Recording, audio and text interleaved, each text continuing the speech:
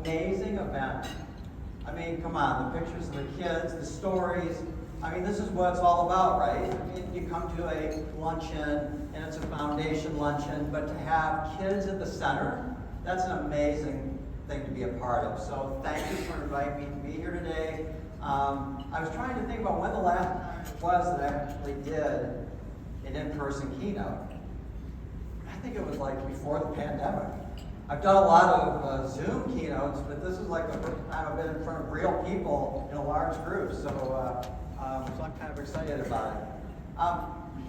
So, Steve Gering, lifelong educator, and had this great opportunity over the past 5+ years to support council-bluffs. Make no mistake, it is just support from afar. The work that's been happening here is really the work of your superintendent, your cabinet members, your school leaders, your teachers. They're the ones that actually make this happen. I'm just lucky enough to be able to come by on occasion and spin their plate a little bit. Move them, lean on them, maybe give them an idea, ask a question they haven't thought about before. But I really am humbled and honored to be here today and to continue this work with this amazing school district. All right. I don't have a lot of slides, so that will be easy. All right.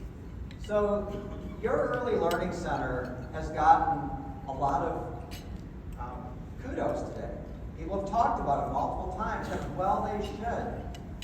Do you know how fortunate you are to have this amazing facility in your community?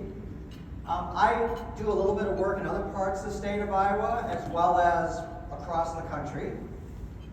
I talk about this facility everywhere I go because it's amazing. It's amazing how it came to be. It's an amazing place to be.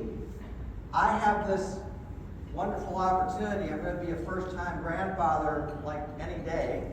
And I'm very excited about that. And I was at your Early Learning Center about a month or two ago, and I was watching the little 0 to 3-month-olds and the 3-month-old, the 6-month-olds, and just watching them and wondering, wow, if I lived in Council-Bluffs and my son and daughter-in-law lived in Council-Bluffs, this is where I want my child.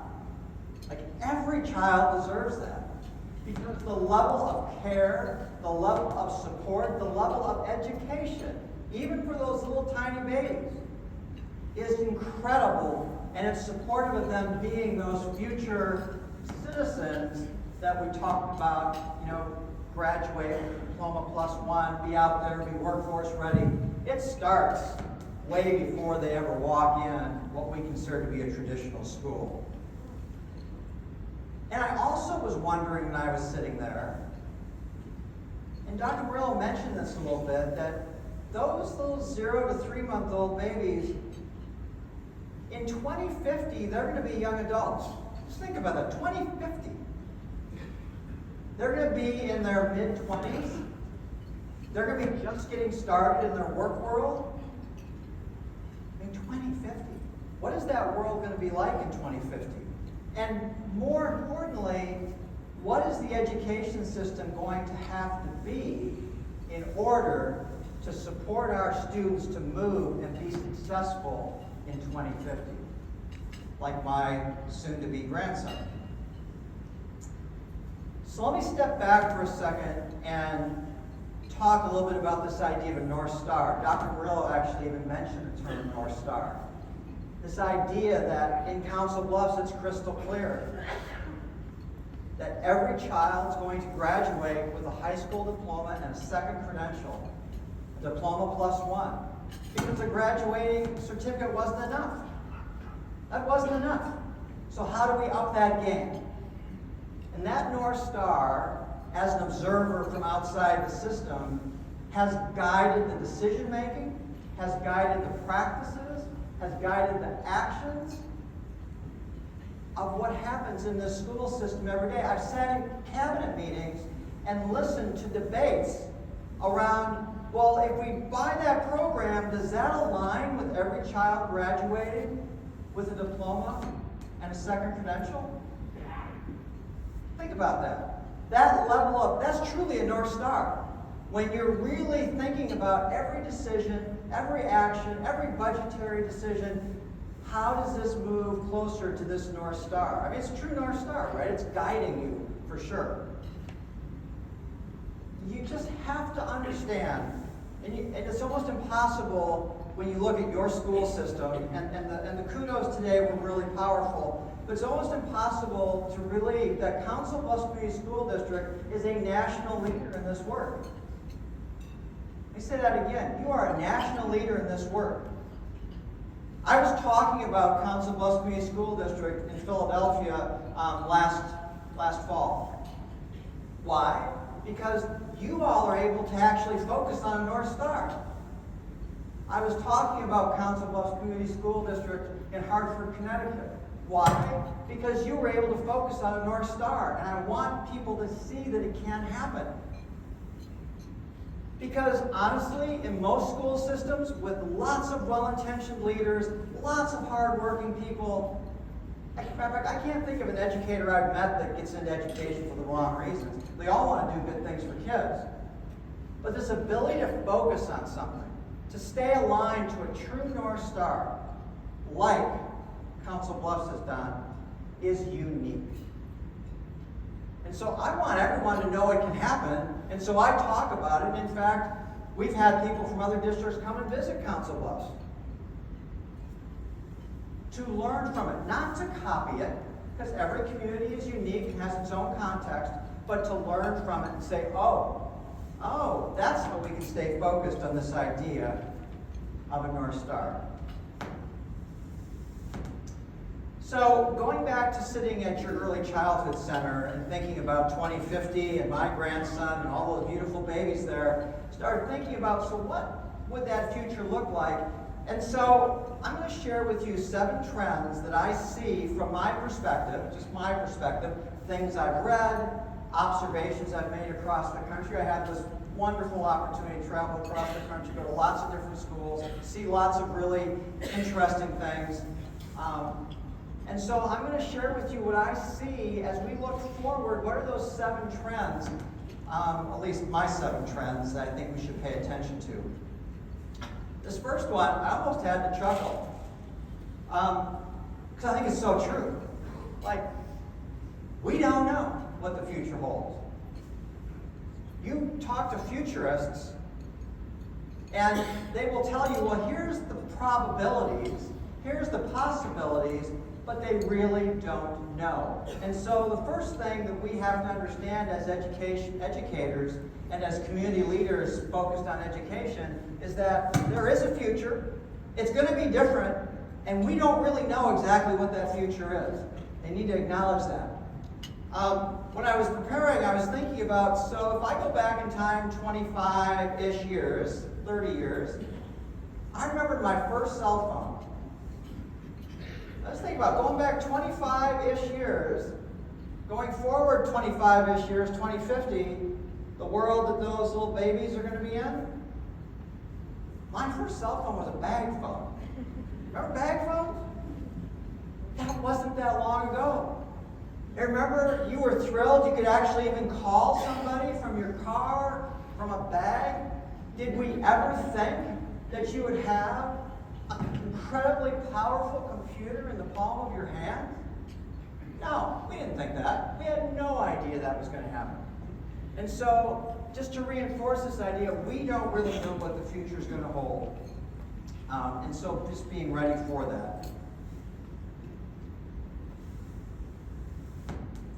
As we think about our schooling, Council-Bluffs Community School District has lovely pathways that have been developed based upon the needs of the community, the needs of industry and business. Absolutely the right thing to do. Getting a second credential, second piece of paper. You are getting kids ready for that 2024 world. And as we look forward, getting kids ready for the 2030 world, and the 2035 world, and the 2040 world, the 2045, the 2050 world, it is going to necessarily look different. And so being flexible, a pathway that we think might be like, yeah, this is the pathway we want kids to be in, 20 years from now, that pathway might not even exist. School systems have to be adaptable and flexible and ready to turn on a dime. The other thing that they need to be thinking about is really getting this idea of project-based, which I know a number of your pathways have done that, and having them be experiential. Let me give you a very specific example. I was at a school out in LA last year, and it's part of LA Unified School District, and the school was a high school, and one of the pathways actually didn't even exist at the school. The pathway was on Warner Brothers Studio lot, where they were actually engaged in developing and learning and actually working on a real film. It wasn't pretend, it was experiential, it was really project-based, and it was cutting edge. In fact, one of the teachers, and the teacher was actually an associate producer of the movie, told me the things these kids are learning right now, there is no way they could have learned those back at the school, because literally it's coming online like last week. Like the technology, the AI stuff is moving so quickly that the only way to really learn that is to be enmeshed in it in a true project-based experiential experience. And so thinking about what does that then look like for all of our pathways as we continue to go farther down the road towards that 2050. Number 3 is this idea of cutting through the traditional structures. I had to laugh when Dr. Murillo put up the conveyor belt. Yeah, you know how our high school schedules were created, right? The educators in here, at least of a certain age, might know. High school schedules were created based on a factory, literally a factory. The reason there are bells every 60 minutes, or roughly, in a high school is because factory workers in factories at the time, at the turn of the century, would get bored doing their thing. After about an hour, they would ring a bell and they would shift to a new job. That is literally the model that we are having ingrained in us.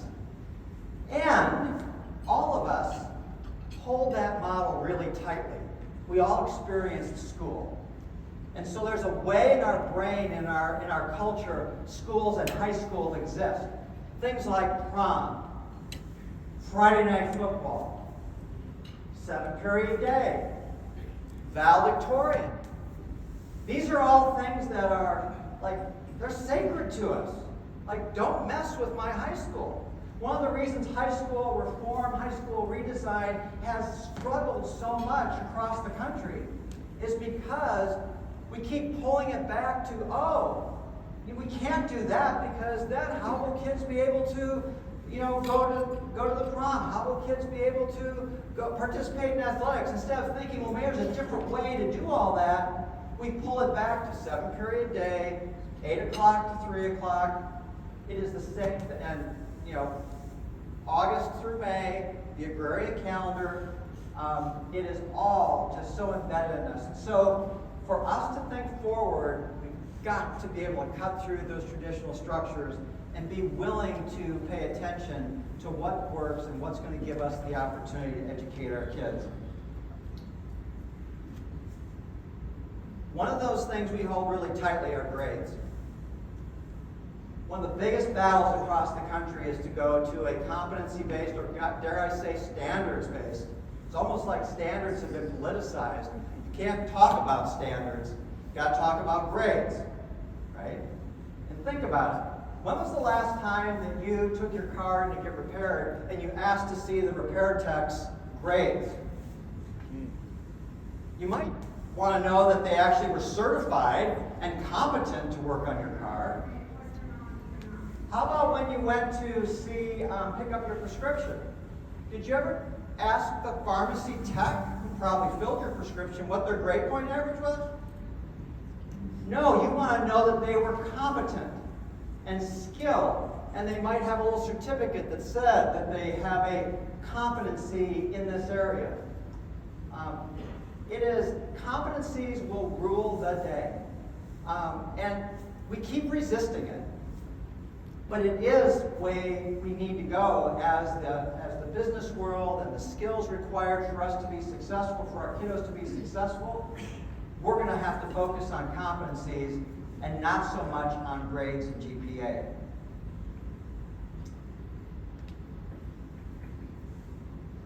Who would have thought you could make money as a social media influencer? And we think about the ones that are making millions of dollars.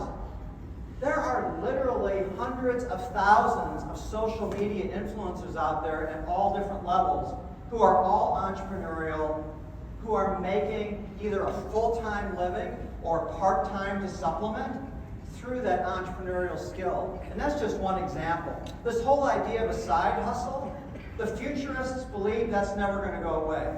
In fact, it will only accelerate. In fact, people may have multiple side hustles that become like they bring them together, and this is how they earn a living. They may have a full-time job, whatever that might even mean, but they will also probably have something in addition to that from an entrepreneurial perspective.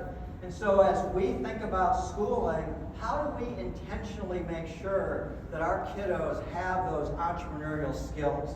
That's not just, oh, I hope you learn them, but that we intentionally embed them into what we do. No matter what happens going forward, relationships are still going to be critical. I didn't hear a lot of woo-hoos when they said I went to Iowa State, got my undergrad. I was a little disappointed in that. I almost wore, thank you. I almost wore my Iowa State stuff today. I thought that might be a little bit over the top, but they are playing like across the river, right? Yeah. But anyway, the reason that I went to Iowa State is because my track coach in high school went to Grinnell, but wanted to go to Iowa State. Just stay with me for a second. My high school track coach was the biology teacher. I majored in biology. Did I love biology? Maybe. But why did I get focused on biology? Because an adult I trusted, my track coach, was the biology teacher. An adult I trusted said, hey, Iowa State's a good school. You should think about it. I grew up in northern Wisconsin, so I'm not even grew up in Iowa. My point being, that adult influenced my life dramatically because it was a relationship that I valued and that I trusted. A lot of times kids get into pathways, not because, ooh, I think that pathway is really cool. They get into pathways because, ooh, Mrs. Smith is in that pathway. I want to be in that one. Relationships matter, and they matter not just in entry points, but then for staying on over time, because we all hit rough patches in school. And so when you hit a rough patch, you have to have adults at home, adults in community, and adults at school that know you and that you trust and can help you get through that rough patch. Relationships are still going to matter a lot no matter what school looks like going forward. And finally, trend number 7 is that leadership matters. The research is getting clearer and clearer that there are school districts and schools that do a really good job of operating. They balance the budgets, they run the buses on time, they have clean buildings, things are in well repair, and have very little impact on student learning. Why? Because the leaders are not leading towards school learning. They are leading towards keeping the wheels moving on the buses, keeping the buildings clean, keeping the lights on, that sort of thing. Those managerial tasks are necessary and wholly insufficient. And so as you think forward, leadership is going to matter a lot. Who's leading your district? Who's leading your schools? Who's leading your classroom? Who's leading your pathways? That leadership is going to allow the flexibility in the pathways. It's going to allow and expect that relationships are in place. It's going to set the expectations around curriculum that includes entrepreneurship. It's going to be foundational to actually take those schools and school systems, to take council-bluffs Community School District into that 2050.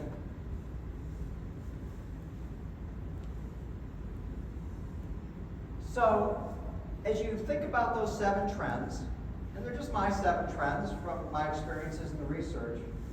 You think about where you're at now. Council Bluffs has done a great job in having that North Star to every child graduating with a diploma plus a second piece of paper, a second credential. It's amazing. Preparing kids for 2024, 2025, awesome.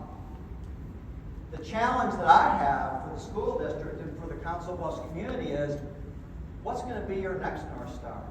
When you think of those little babies, those 0 to 3 month olds that are over at your early learning center, what are you going to have as your North Star as you look forward for them that will guide the district and go forward? And so I'll leave you with that question. What will be your next North Star?